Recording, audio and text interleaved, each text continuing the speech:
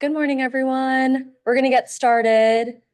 Thank you for being here this morning. We have the pleasure of having Dr. Robert Hirten here with us, and an exciting, especially I know a lot of folks are asking about AI and kind of when that would come to Grand Rounds, so really excited about today's topic.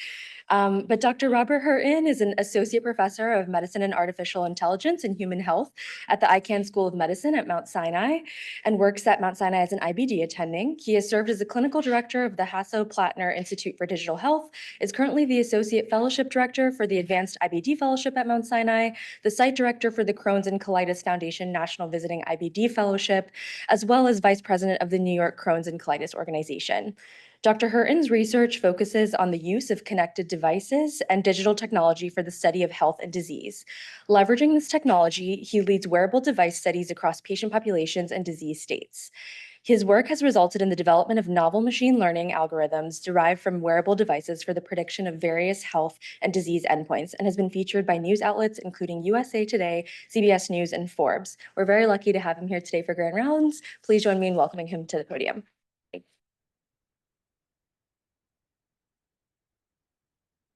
Thank you very much. I really appreciate the opportunity to present at Grand Rounds. I was here a couple of years ago, and I recognize some faces too, where I spoke about digital health a little bit at that point as well.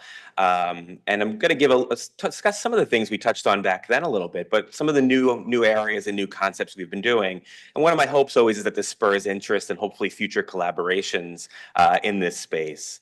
So today I'm going to be speaking about medicine without walls, wearables, AI, and the future of chronic disease monitoring. And I'm going to focus a little bit on chronic inflammatory diseases, just because this space could be so large, really to sort of give us sort of a grounding in an area to kind of stay focused on. Here's my disclosures, objectives. So this concept of medicine without walls, or being able to monitor people outside of our traditional monitoring settings, why would we care about that? And I think as a gastroenterologist, I think about this all the time when I'm seeing my patients with their chronic inflammatory bowel disease, is that we really don't have a great way to assess the patients we see. I'm lucky if I can get my patient to come and visit me once or twice a year in the office, which means for the vast majority of their time, they're living alone with their disease, and I'm given very little information about how they're doing. And therefore, I have to rely on the monitoring we do in healthcare. And if we're going to monitor our patients and see how they're doing over time, when we think about it, all the monitoring we do has really two key aspects. First, it's almost all cross-sectional. It's giving me a very small point in time assessment of how they're doing, whether it's from an imaging study, a lab test, an endoscopy. The second is almost always the patient has to come into the healthcare setting in some way. They have to go to the lab. They have to come to my office. They have to go to a radiology facility, which can be very challenging. And what this ultimately gives is this incredibly fragmented view of how a patient is doing. They come in and they sit with me for the first time I've seen them in a year, for example, and they try to recall how the past year went, how they were feeling. And we piece together these small little lab tests and imaging tests that I have to try to understand how this complex person has been doing over time. But when we think about this, not every disease is doing this in medicine. In fact, some disease states are thinking about this differently. They're trying to monitor in a more continuous way to better understand how their patients are doing and hopefully, and in many cases, improve their outcomes. And we see this, for example, in diabetes management, blood pressure monitoring, heart failure, cardiac monitoring. And this really encompasses this concept of remote patient monitoring in general, the ability to monitor your patients outside of the clinical setting.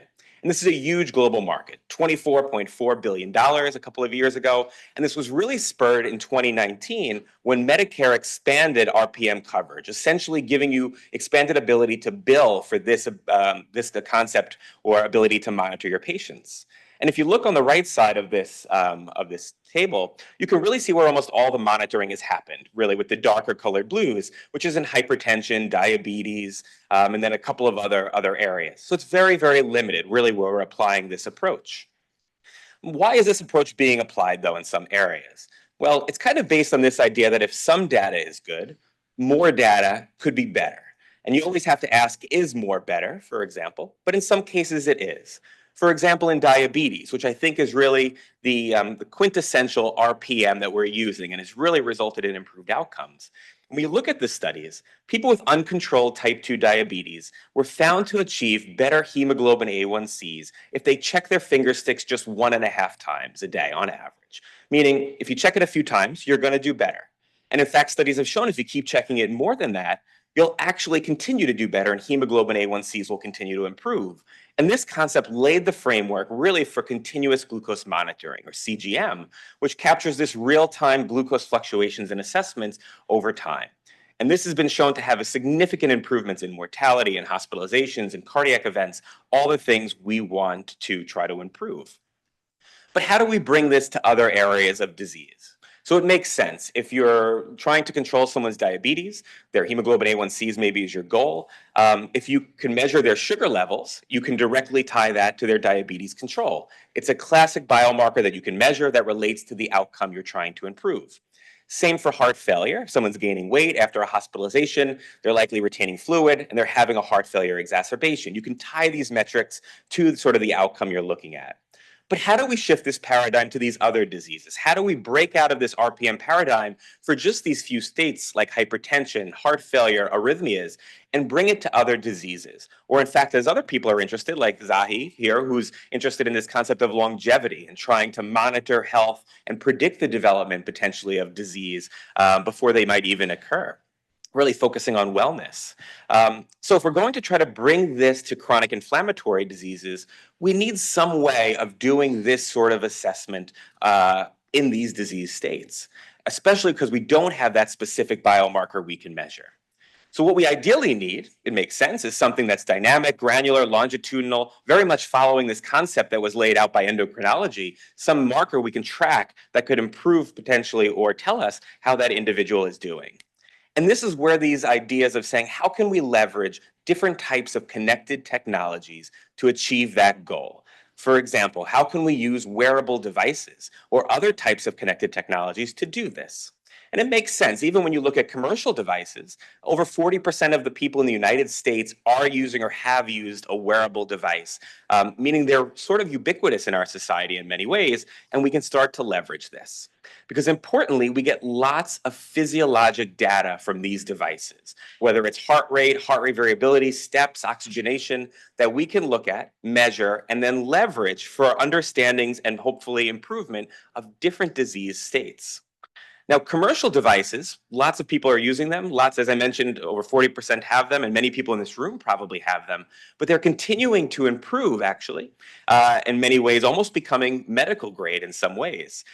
There's a landmark study in 2019 that was published in the New England Journal showing you can use Apple Watches, for example, to identify atrial fibrillation. And now Apple, for example, has FDA qualification for using AFib histories, for example, in clinical studies. They now have FDA approval to monitor and detect sleep apnea. And coming soon, you'll be able to monitor blood pressure using your Apple Watch as well, really showing the incredible advancements that have been happening with these types of technologies.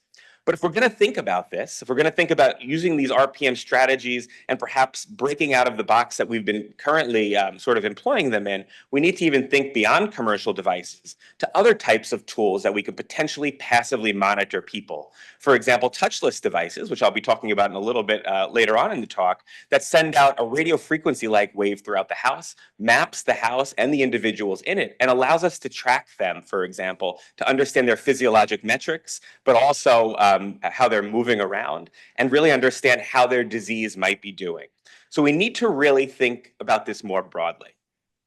So if we're going to start trying to say, okay, how can we apply these technologies to, say, chronic inflammatory disease monitoring, we have to first say, is this even feasible? Can you take an Apple Watch? Can you use these touchless sensors in the house to monitor someone, say, with rheumatoid arthritis or psoriasis or psoriatic arthritis to see how they're doing? Well, one of the key features that we see in chronic inflammatory diseases is that invariably they have an impaired autonomic nervous system.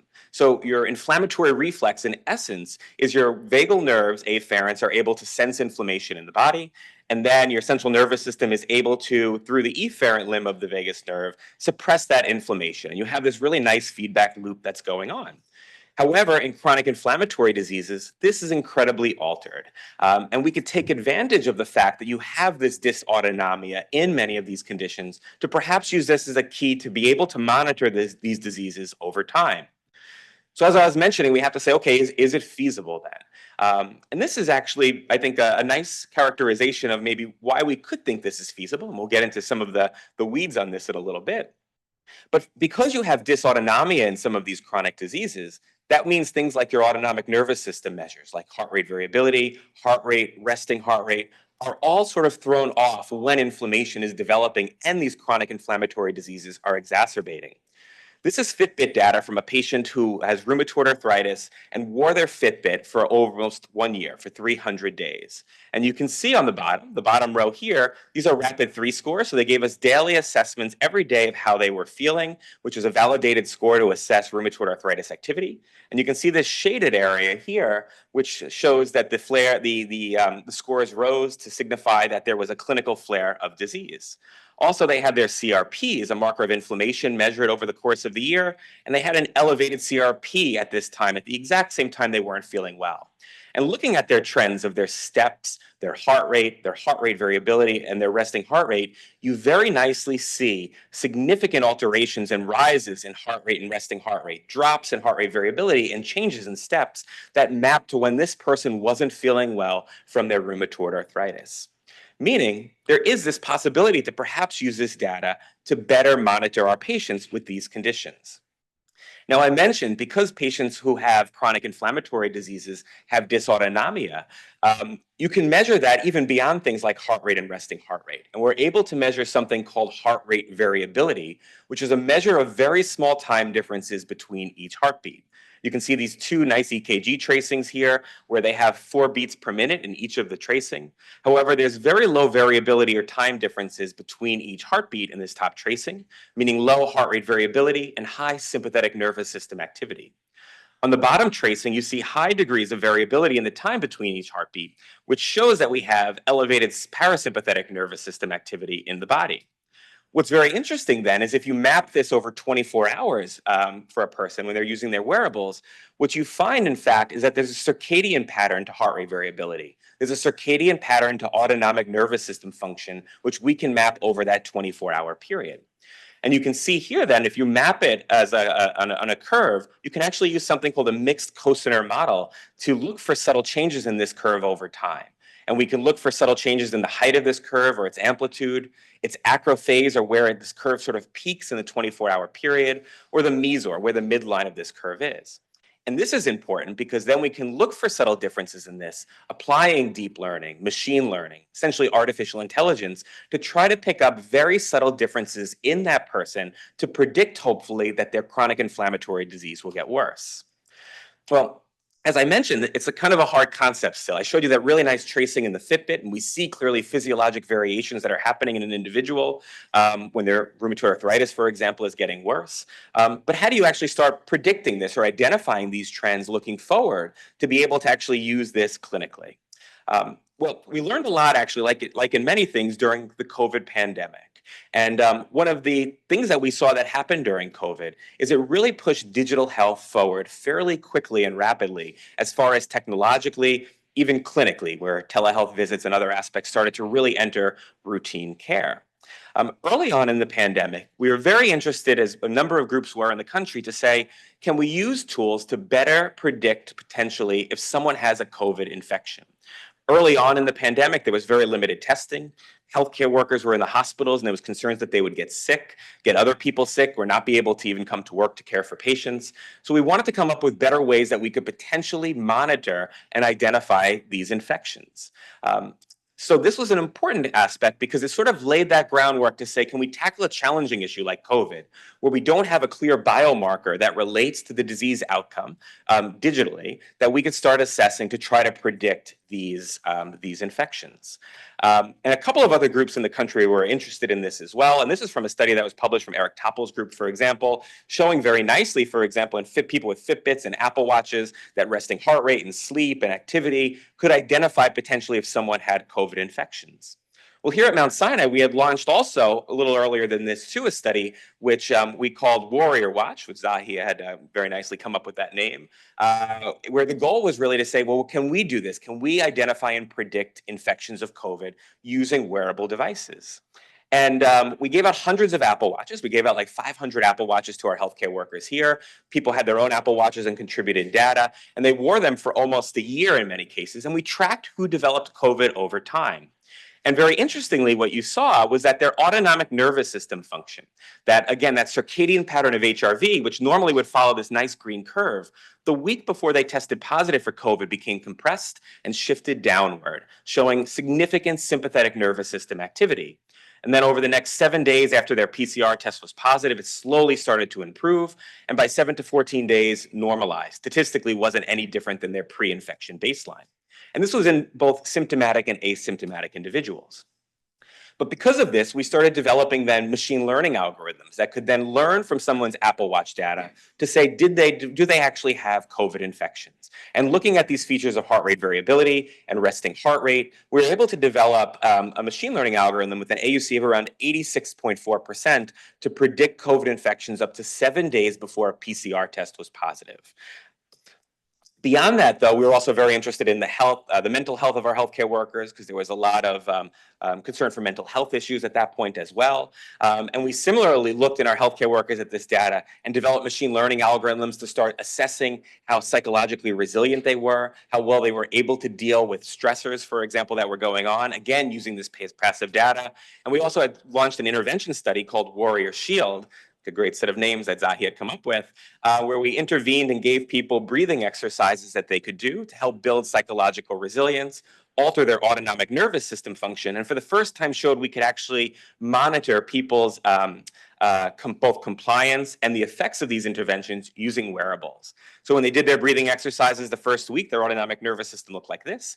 And then after 1 week in of doing the exercises just a few times a week, we see a statistically significant rise in their parasympathetic nervous system function. And this is all assessed using Apple Watches that they were wearing. And this continued while they did the exercises until they stopped. And then you see it drop back down to baseline. Now, what does this really have to do with chronic diseases? But not much necessarily for chronic inflammatory diseases, but it really laid that groundwork to say, okay, maybe it is possible for us to use these tools that I mentioned to start monitoring these chronic inflammatory conditions that, again, we don't have that biomarker to measure. Because chronic inflammatory diseases are ripe for prediction, either to their preclinical stage to predict who's going to develop it, predicting flares, or predicting response to medications. So when you look at the literature and really what's been done in this space, there are 3 areas that there's a lot of interest in the chronic inflammatory disease space to sort of say, how can we start thinking about monitoring these as a whole? We have optical sensors. So these are things I've been talking about. Many of the watches like Apple Watches, Fitbits. You have sweat sensors, which there's a lot of research on as well, trying to capitalize on the fact that you can censor nearly continually an individual's sweat passively, looking for biomarkers that are in it to try to understand changes that are happening in the body. And then with touchless devices and technologies, which I hit on very early, for example, these sensors you can put into people's rooms. So let's first start with optical sensors. Well, we know that patients love wearable devices, and we surveyed hundreds of patients here, asking them about their thoughts on wearables, and they've shown invariably across studies, patients love them. They're willing to use them, they want to use them, especially if it can help to manage their disease. But if you look in the literature, what's been published really in this chronic inflammatory space, beyond, say, the past few years of some of the work too, our group and through collaborations has been trying to sort of push forward? Well, before the last few years, there really hasn't been much, although there's starting to be this growing interest. In fact, there were just 2 studies that were published, both in IBD, looking at 37 surgical patients, for example. After surgery, they gave them Fitbits in the hospital, and they showed that by looking at steps and sleep quality and that hospitalization, you could predict their length of stay. Makes sense. If they're not sleeping well or walking much after surgery, probably aren't doing well and are going to be there longer. And then our group published a small study of 15 patients with ulcerative colitis. We gave them a wearable patch that they wore every month for 9 months, and we calculated their heart rate variability and found that longitudinal heart rate variability over time associated with inflammatory markers and symptoms, and that there were significant changes in HRV 2 to 3 months before people developed flares, whether it's symptoms or inflammation. When you look outside of IBD to like rheumatology, for example, similarly, there's just a handful of studies. And in fact, for example, in RA and some of the other inflammatory joint conditions, the studies are really limited to actigraphy, essentially looking at step counts and exercise to see how it relates to disease outcomes. For example, this is one of the larger studies published in 85 participants with RA, and they had found that there were significant differences, for example, in daily total exercise, as well as number of steps, assessed from a wearable that people were wearing for approximately a week when people were in remission compared to when their disease was active. Makes sense. You have inflammation in your body and your joints, might not be moving around as well or feeling as well, and something might sort of be going on. But as I mentioned earlier in COVID pandemic, for example, and I showed you the data from, for example, some of the Fitbits, how can we take kind of this a step beyond just using, say, actigraphy or following an individual steps to capitalize on the fact that a lot of these physiologic variables are altered in these conditions or maybe could have some predictive ability? So our group here at Mount Sinai launched a study called IBD Forecast a few years ago, where again, we gave people Apple Watches, Fitbits, Oura Rings from throughout the country. People also contributed their own devices. And we had individuals from 36 states contribute, giving us daily symptom scores, blood, stool tests, and wearing their wearable over time. And our goal was to say, can we, for the first time, try to identify and predict flares of this chronic inflammatory disease, perhaps before they even occur? And what we had found, if you look at things like average heart rate, for example, there are significant, small but significant differences in people who have active disease compared to remission. We see the same thing with resting heart rate, and we see lower steps, for example, if people are flaring as well. Importantly, when we look at their heart rate variability, their autonomic nervous system function, we see a significant difference between the curves. And in fact, when people have active disease, so active inflammation, the curve shifts down. You have increased sympathetic nervous system tone that you can pick up to differentiate these inflamed and uninflamed states. And also, very interestingly, in someone with symptoms, for example, so meeting clinical criteria for a flare of IBD, so diarrhea, abdominal pain, perhaps even bleeding, if you look at their autonomic nervous system profiles, we can differentiate those individuals in who has inflammation versus no inflammation, again, based on these autonomic patterns. Importantly, there was some predictive ability here too. If you look back 7 weeks before someone's CRP rose or before they develop symptoms, you see significant changes in all of these physiologic parameters that become predictive of the development of these flares several weeks down the line. One really interesting thing that we saw too is that SpO2, so oxygenation, which your Apple Watches are able to measure, becomes highly predictive of subsequent flares 7 weeks before they develop, which hasn't been described in other chronic inflammatory diseases or other diseases like IBD. But it shows the power of when you're able to measure something nearly continually or highly frequently, that patterns start to emerge that we might not otherwise have been able to understand or predict otherwise.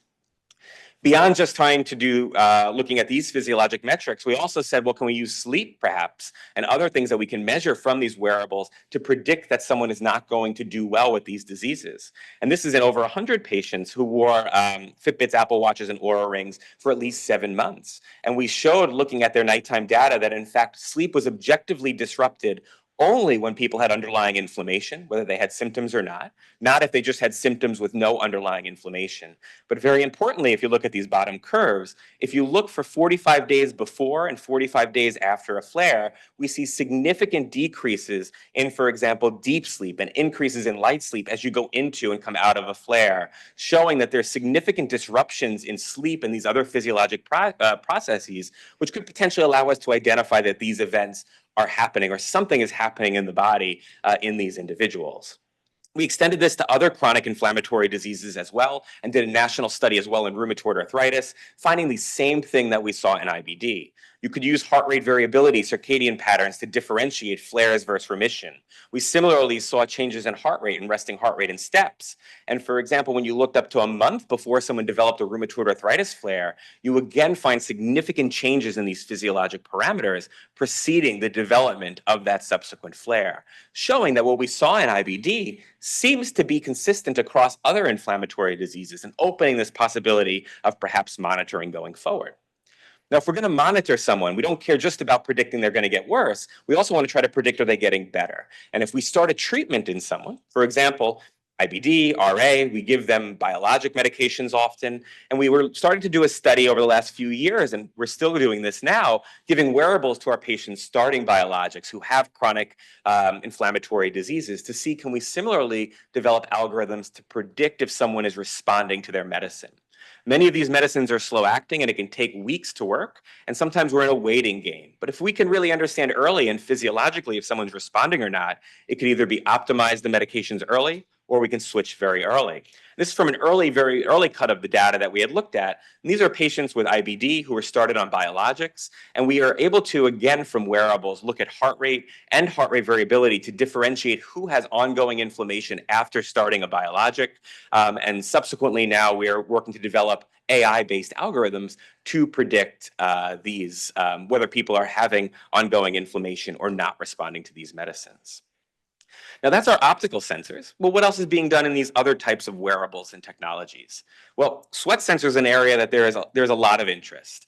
And you might say, why is that? Well, sweat, it's easy to sample. It's readily available. And you can measure it and sample it passively as opposed to blood or urine or stool, which can be a little bit more cumbersome for patients to get and bring to a lab.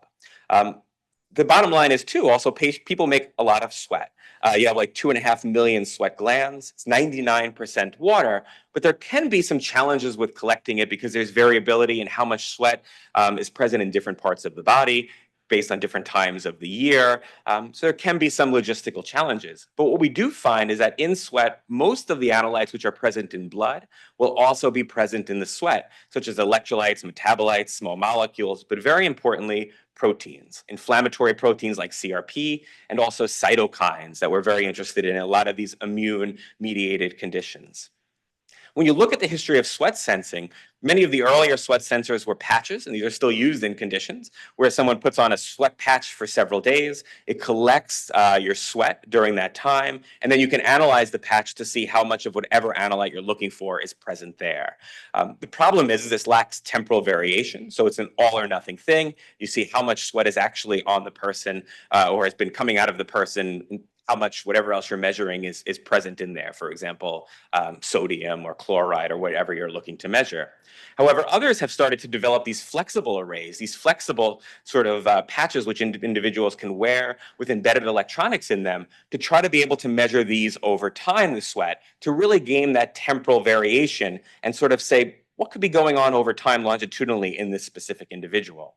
And this is from a group at Berkeley where they've developed a sweat patch and shown in individuals they can measure electrolytes, for example, and some metabolites in sweat as well as actually skin temperature over time.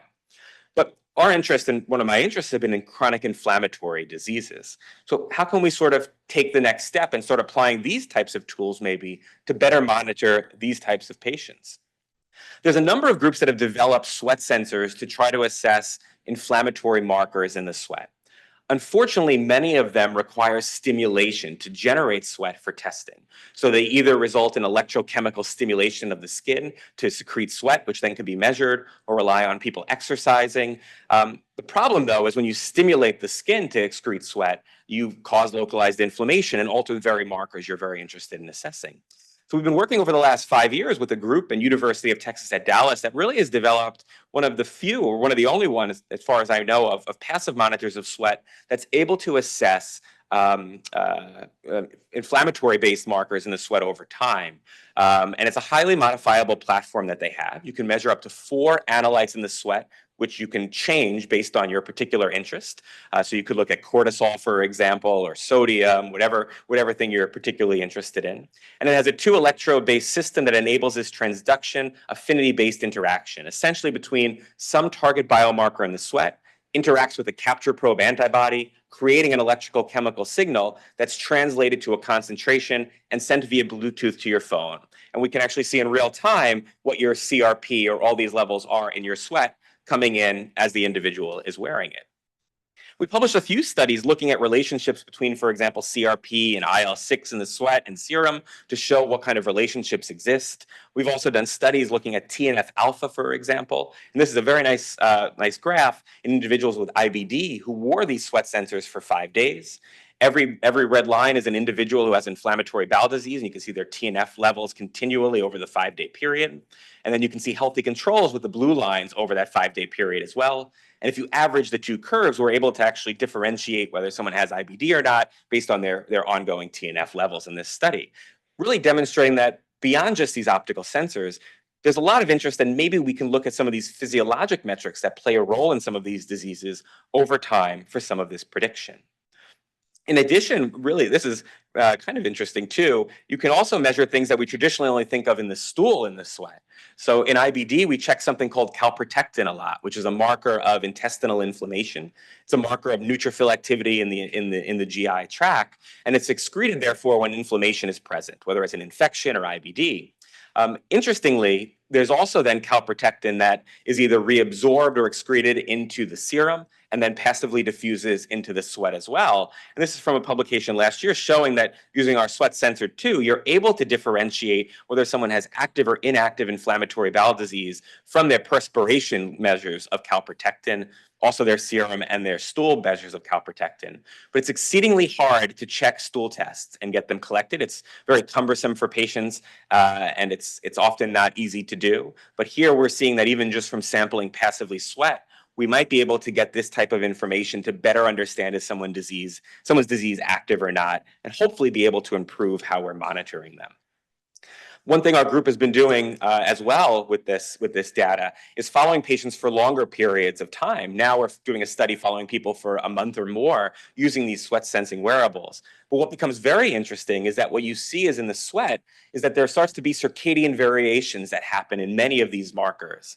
So we very frequently look at CRP and measure it in the blood to see if someone's inflamed, or you can look at their cytokine profiles like their TNF alpha, IL-1, IL-6, and see.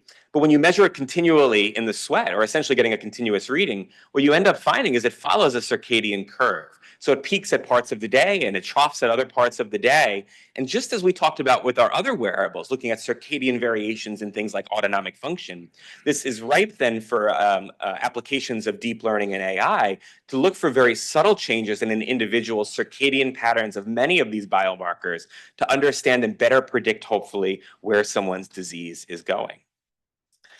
This brings us then to the last device or a concept I wanted to talk to, and where some of the research is in chronic inflammatory diseases. These are really cool devices. These are touchless remote monitoring devices. And you can see it pictured here in the corner above someone's bed. This is a device that's actually made by a company called Emerald. And you can think of this like a Wi-Fi-like box that you put into someone's house. It transmits and receives radio signals, essentially, that are even less powerful than Wi-Fi.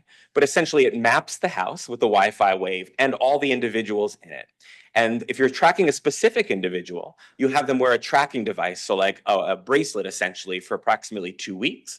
The device then is able to understand that person's physiologic signature and only follow that individual then for the monitoring period, where you're trying to understand how that person is doing. But from these devices and from the interpretation of these radio signals, you can infer gait, sleep quality, and also vital signs like heart rate and some of these other metrics.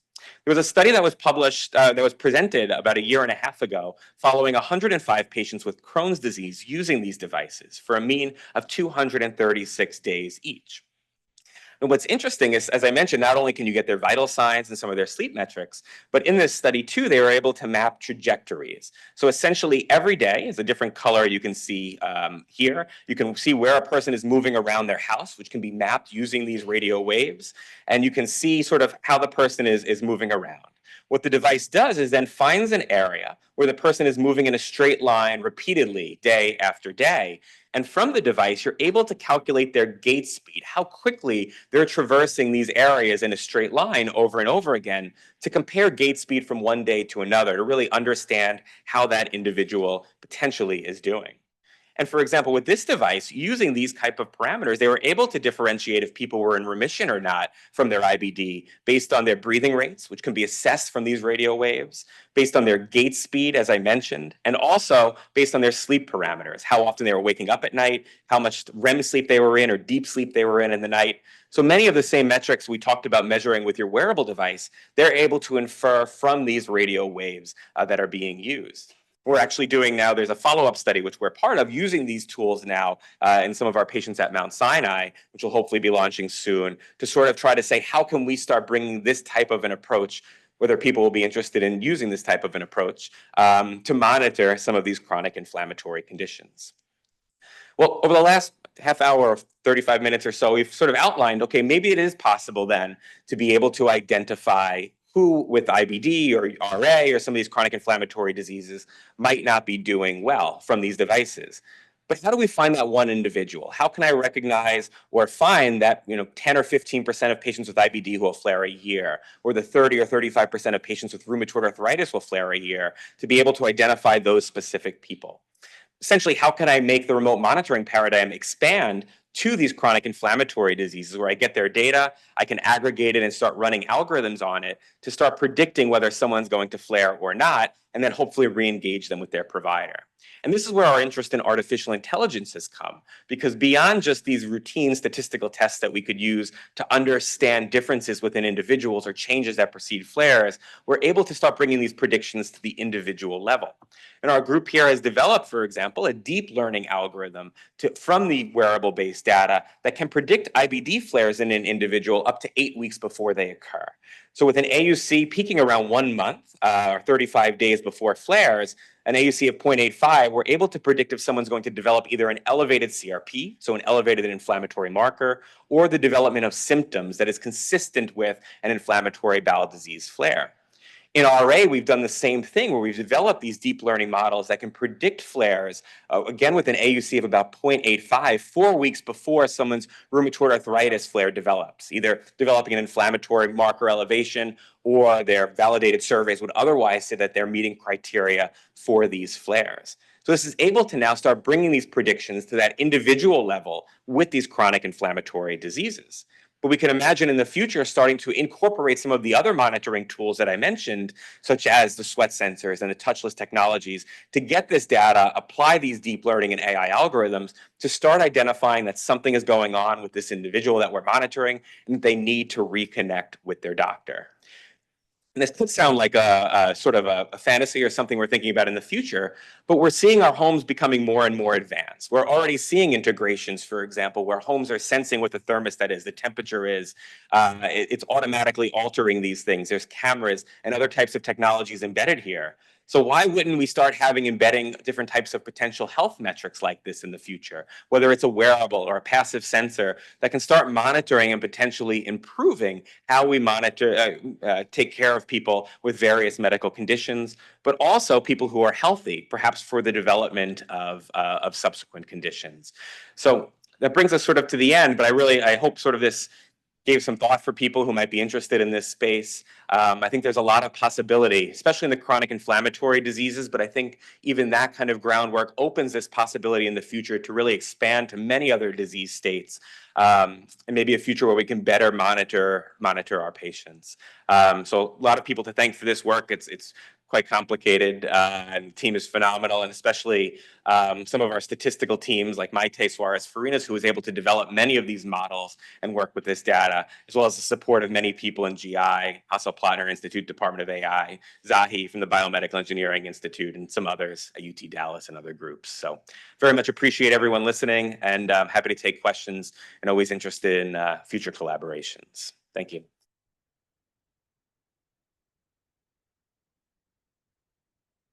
Thank you.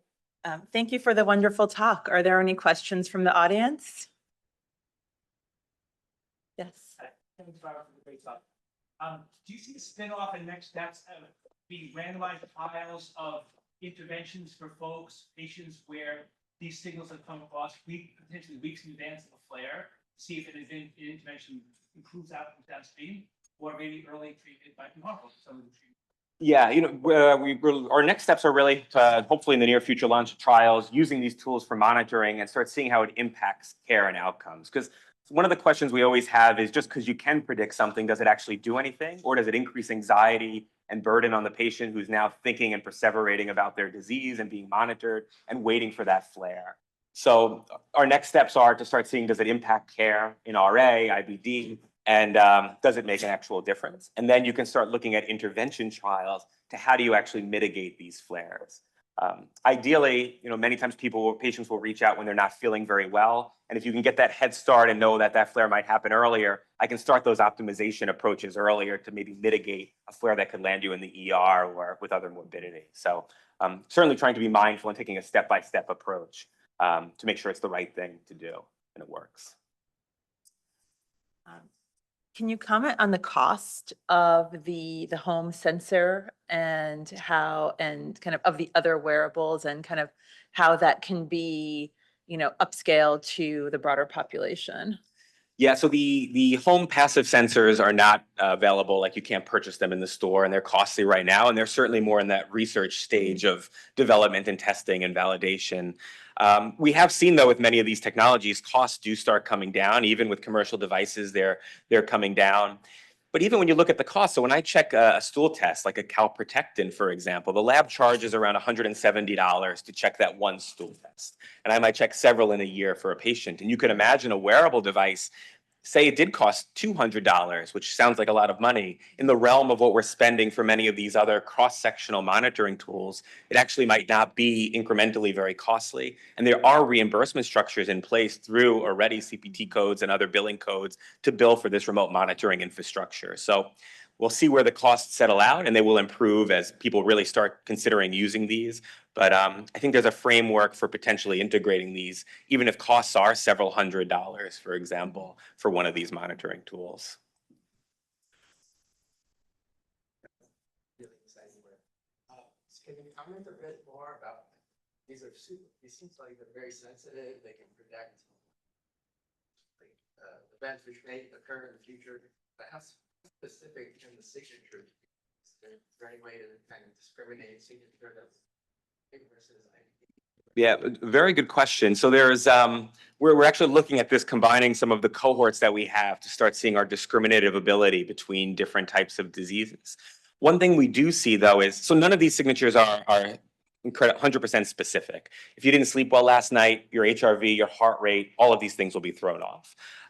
Or if you have a crying baby at home at night and you're not sleeping well for multiple nights, they'll be thrown off consistently. But we see different patterns and chronicity of the patterns with the chronic diseases and the acute events. So, for example, with infections, we very clearly saw within 14 days around an infectious event, it's completely normalized. You go from being normal to abnormal back to normal fairly quickly. With these chronic inflammatory diseases that you saw, there are weeks and weeks of persistent changes. So you have this pronounced autonomic change that's happening, sometimes preceding the development of inflammation, and that kind of sticks around for a while before that true clinical marker of flare happens. So we're trying to better train these models to recognize that and tease out these sort of blips that are happening day to day to try to make them more specific. And in many cases, we're doing that by, in the chronic disease monitoring, you run the algorithm not each day, but every 7 or 14 days. So you're having enough chronic changes that are happening to say, okay, we have a high enough probability that something is going on, and maybe we should reconnect you. But it'll always be a screening tool almost. It'll never be the diagnostic tool. So it'll just say, we think something's going on enough in your body that you really should reconnect with your doctor, maybe for an evaluation if it's been months since you've seen them. And this is something we're interested in our trials, to look at workflows. So what do doctors do with that information? Do they say, okay, let's just monitor and see how it goes? Does it prompt a test being ordered? How does this sort of be integrated and evaluated going forward? There's a question from Zoom. For calprotectin and sweat, do you use the same parameters as stool to determine when a level is elevated? Yeah, so the cutoffs would be different, and we don't know, for example, what the cutoffs are yet. So some of these earlier studies that were done show there's a discriminatory cutoff between people with flare and remission. We're doing a larger study now following people for longer periods of time, growing that. So we still need more data to come up with what the clear cutoffs will be in sweat that could differentiate flare and remission. One thing, though, we might start thinking about with these sensors is, instead of just using a general cutoff that the whole population is applied to, if you can measure circadian variations and understand an individual's level in remission, you might be able to identify flare as using individualized cutoffs, understanding when someone's markers start changing from their baseline enough to mean something's going on in that person, as opposed to waiting to some population level threshold that's sort of met to trigger that. There's another question from Zoom. Can you speak to the challenges of scaling this method beyond research, specifically data storage and computational burden? Yeah, so very good question. So data storage, it relies on cloud storage, which we're doing for research, but which we're storing a lot of data already here in clouds. For example, our imaging banks and many of our EHRs are already stored in these cloud systems. So while it can be a large amount of data, it's already being done to scale in these health systems. Mount Sinai already has a robust remote patient monitoring program where they're already monitoring people using these devices in certain conditions.